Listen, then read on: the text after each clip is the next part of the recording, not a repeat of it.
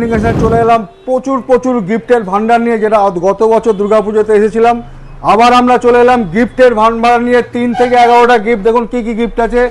Induction oven, iron, lunch box, dinner set, প্রেস্টিজের আপনার mixer grinder, electric kettle, dinner set, এছাড়া copper, এছাড়া তো প্রচুর হেডফোন প্রচুর হেডফোন, নেকব্যান্ড, প্রচুর।